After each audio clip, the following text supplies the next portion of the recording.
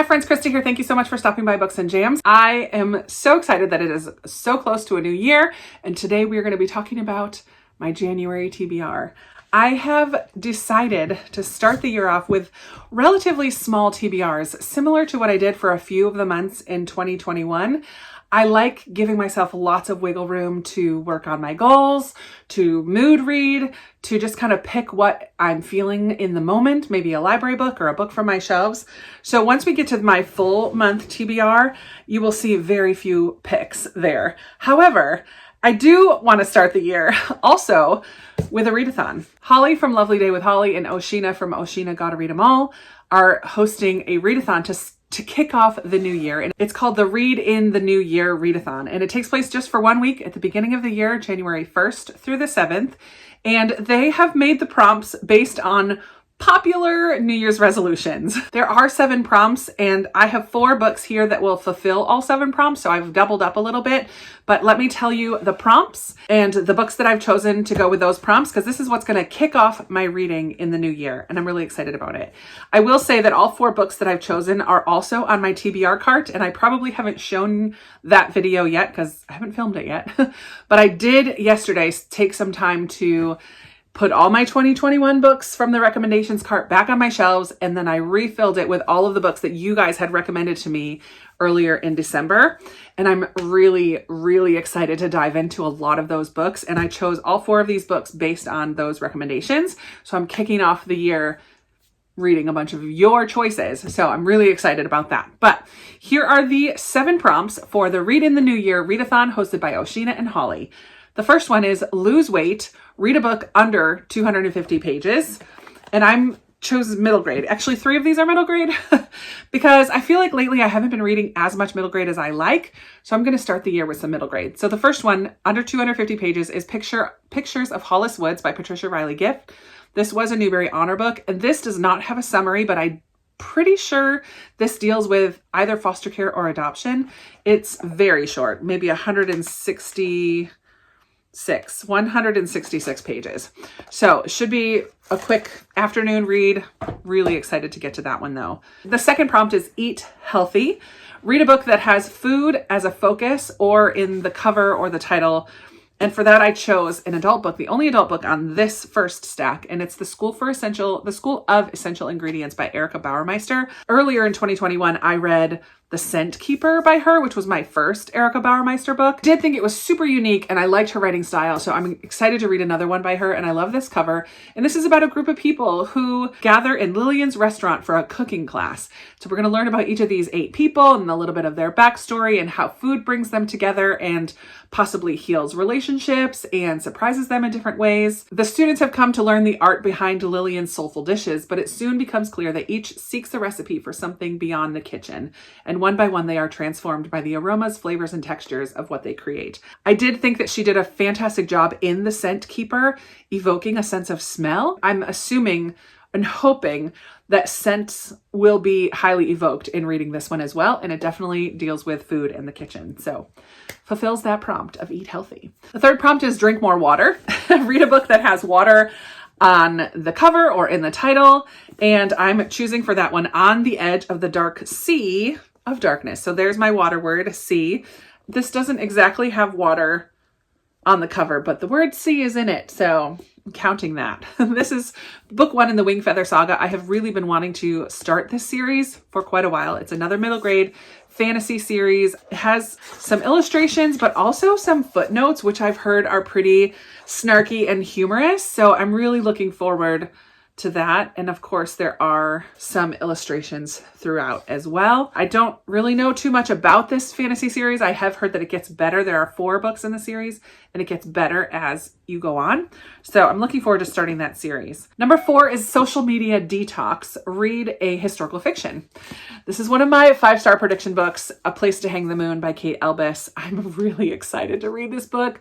It has been on multiple TBRs and I just haven't gotten to it, but now it's a 5-star prediction and I don't want to wait too much longer to read those. It does take place during World War II in London. Right before the Blitz, many families sent their children out to the countryside to live.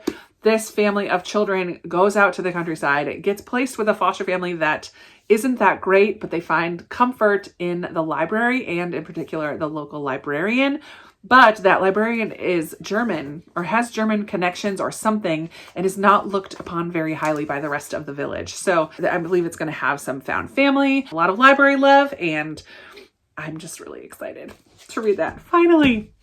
Then we're going to double up for the last few. Make a new friend is the 5th prompt. And for that prompt, it's read a new to you author. And both Andrew Peterson and Kate Elbis are authors I've never read from before. So both of them apply. The 6th prompt is exercise more. And that is to read a book in a series. So this would satisfy that. It is book 1 in the series, but it is part of a series. And then number 7 is save money. Read a book that you didn't pay for. This one was gifted to me by Rainy from Rainy Day Reads. So this I did not pay for. It was gifted to me. So those are my books for the Read in the New Year Readathon that happens January 1st through 7th. I will link Holly and Oshina's announcement videos down below, but feel free to participate in that if you're interested. But I also have a few others, very, very few others. I host a book club with my patrons. I do have a Patreon page, and that is always linked down in the description. But every month I give them 3 choices to choose from.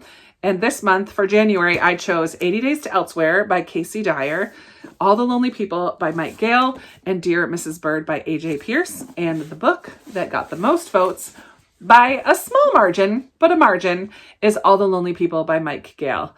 I am really excited to read this because my mom was reading this when I was home at Christmas. She heard about it on my channel, got it out from the library, was reading it, and she was weeping at the end of it. Ooh, and that makes me so excited. I love books that make me cry.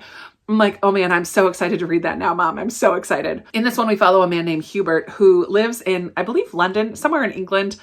He's an elderly man. He's immigrated from Jamaica, is pretty lonely. But his daughter, who lives in Australia, and him have conversations, and he has made up this life that he lives with friends and outings and all of these things. And she tells him one day she's coming for a visit. And now he's like, oh man, my actual life does not match up with the life that I've been talking about with my daughter.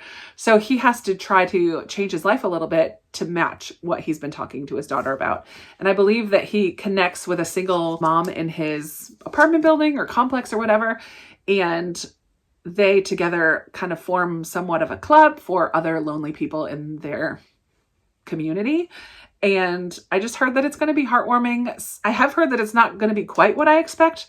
That's the description that I've kind of gained from reading the summary and talking to other people. But I'm excited for this one. So this is going to be my Patron Book Club book for the month of January.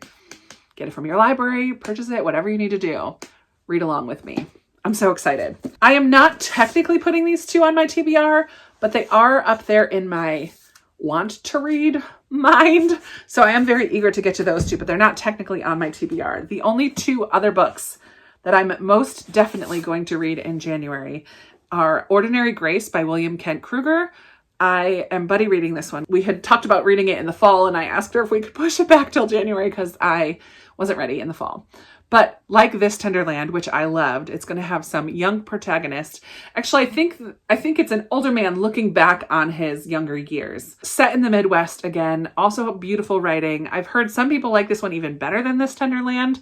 I'm not sure if that's going to happen because I really loved This Tender Land, but I am excited to read another William Kent Kruger. So excited. The third book that's most definitely going to be on my TBR is The Women of the Copper Country by Mary Doria Russell. This was a book that I received in a blind date with a book exchange type of thing I did with Sarah, Lindsay, and Amanda on our trip to North Carolina back in October.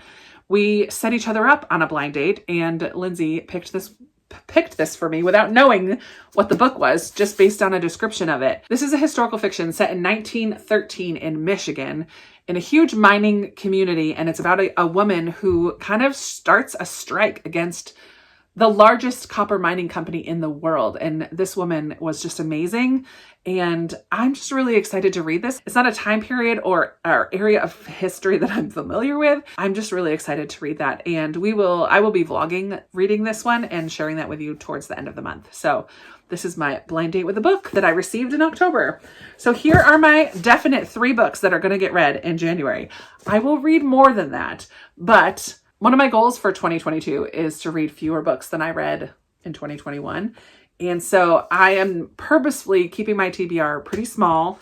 I mean, technically it's 7, right? Because I would like to read these 4 for the Read in the New Year Readathon, and then these 3 later in the month.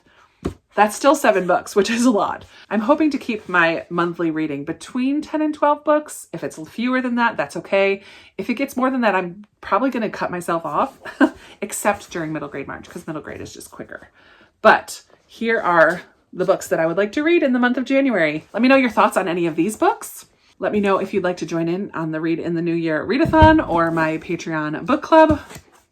But yeah, I'm really excited for January. I'm excited to start a new year and start some new books. So yay. Let's chat down in the comments below. You guys know I love talking with you down there. And that is it for today. Thank you so much for watching. I really appreciate you, and Happy New Year. I'll talk to you soon. Bye.